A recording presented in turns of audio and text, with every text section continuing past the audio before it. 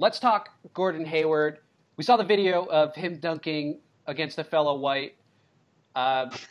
We've seen Drew Hanlen's quotes about Gordon Hayward saying that he's basically, we're a week away, essentially, from him returning to full mobility, full contact, scrimmaging, practicing, etc. Are you getting a little bit excited, Jonathan? No, absolutely not. I remember he was supposed to be good in 3 or 4 weeks. That was about 3 months ago. Then, like a couple days later, he got a knee surgery or some minor repair to the ankle. I'm not going to get excited until preseason when we see what he did against the Charlotte Hornets. I mean, dunking over a white guy is cool, but that's not. I mean, Drew Hanlen talks about like realistic game scenarios in that podcast on Hoops Hype. I'm not really sure where dunking on a white guy that looked like that kind of falls in NBA game. But, yeah, I guess any progress is great. It's the first step to getting That's just disrespectful to TJ McConnell. Like, you're just going to erase TJ McConnell like that? That's playoff experience right there. That could happen in the playoffs. You got the same haircut as TJ. That's because I'm a TJ respecter. I don't want him to be erased. fellow white guy with this haircut. I'm with Jonathan though. I think that you can't really read too much into this.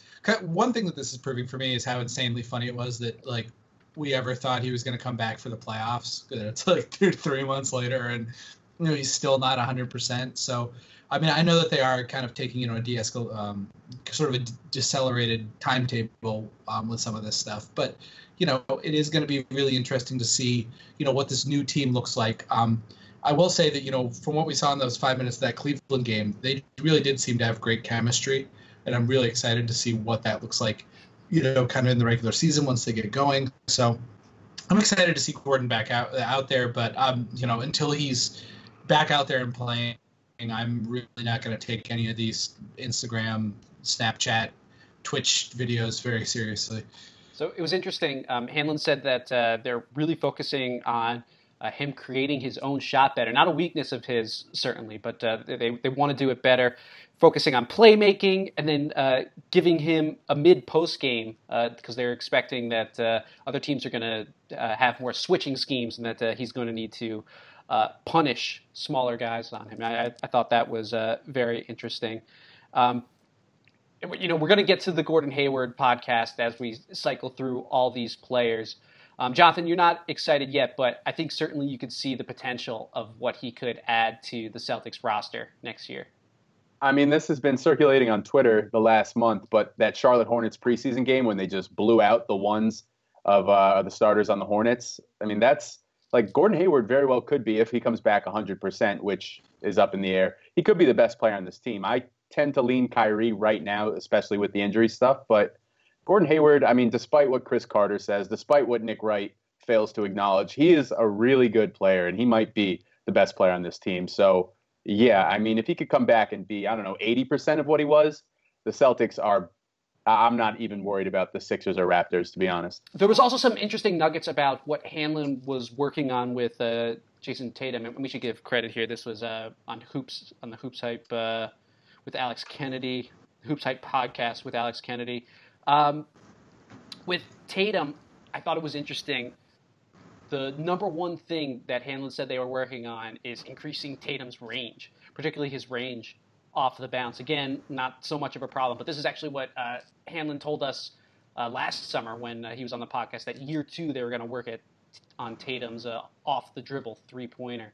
And it certainly seems like they're heading in that direction. I'm just so excited for what Tatum is going to become. I think we're going to see a leap from him next year. Yeah, I mean, you just look at what happened with Jaylen Brown, between years 1 and 2. Jaylen Brown versus Jayson Tatum in their rookie years, it wasn't even close. Now, I think that, in a year without Victor Oladipo, Jaylen Brown might have had a case for most improved player last year. So it's not really totally fair to, put those expectations on Jayson Tatum, who I think in a regular rookie season would have had a pretty good claim to Rookie of the Year. So, I don't know. I'm not sure I would necessarily think he's going to – he just had such a tremendous season last year, and so much of that comes from really great three-point shooting, which is a little bit susceptible to regression.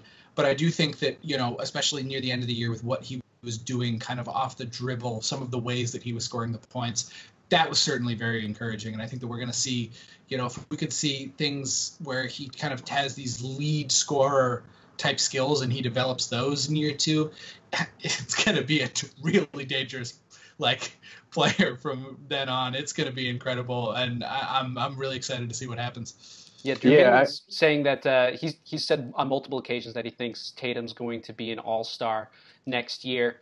He said the second thing they were working on is finishing through contact. The third thing was playmaking.